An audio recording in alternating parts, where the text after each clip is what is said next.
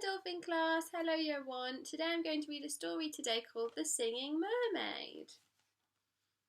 Did you ever go to Silver Sands on a sunny summer's day? Then perhaps you saw the mermaid who sang in the deep blue bay. She sang to the fish in the ocean, to the haddock, the hake and the ling, and they flashed their scales and swished their tails to hear the mermaid sing. And sometimes the singing mermaid swam to the silvery shore. She sat and combed her golden hair, and then she sang some more. She sang to the cockles and mussels, she sang to the birds on the wing, and the seashells clapped and the seagulls flapped to hear the mermaid sing. When Sam Sly's circus came to town, Sam took a stroll by the sea. He heard the mermaid singing and he rubbed his hands with glee. He said, "I can make you famous, I can make you rich," he said. "You shall swim in a pool of marble and sleep on a fine feather bed. You shall sing for the lords and the ladies, you shall sing for the queen and the king, and young and old will pay good gold to hear the mermaid sing." Don't go," cried the seagulls, and the seashells warned, "He lies." But the mermaid listened to old Sam Sly, and he smiled as she waved her goodbyes.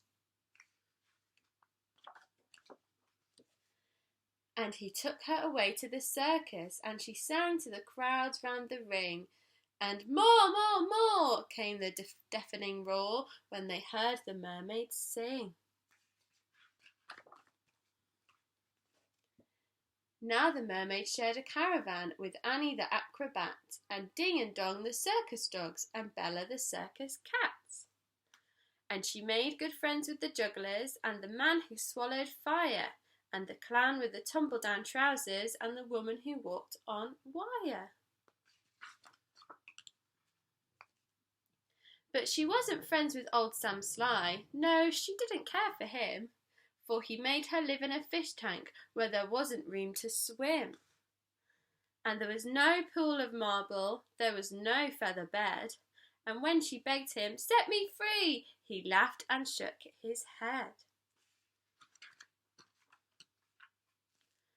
All summer long the circus toured, all autumn, winter, spring, and many a crowd cheered along and loud to hear the mermaid sing. But the mermaid dreamed of Silver Sands, and she longed for the deep blue sea, and her songs grew great and sad, and again she said, "I beg you, set me free."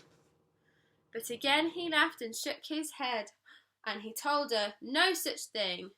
Here you will stay while people pay to hear the mermaid sing." At Silver Sands a seagull was flying to his nest, when on the breeze he heard a song, the song which he loved best. And he followed the song to the caravan. Sam Sly was about to lock it. The seagull watched as he turned the key and slipped it inside of his pocket. The seagull waited till Sam had gone, and then he perched on the window sill, and tap, tap, tap at the window he tapped with his yellow bill. Come back to Silver Sands, it's only a mile away. I can find the key and set you free if you'll come back home to the bay." "Escape," barked the dogs, "escape," meowed the cats. But the mermaid sighed, "I'd fail, for how could I walk to Silver Sands when I only have a tail?"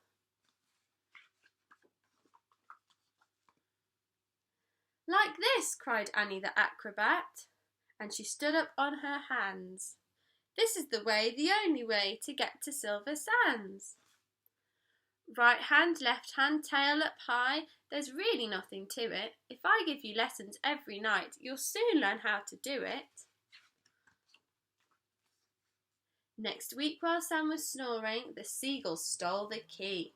He carried it off to the caravan and set the mermaid free. And he flew ahead to guide her as she walked upon her hands, all along the moonlit road that led to Silver Sands. And the creatures on the seashore and the fish beneath the foam jumped and splashed and danced with joy to have their mermaid home.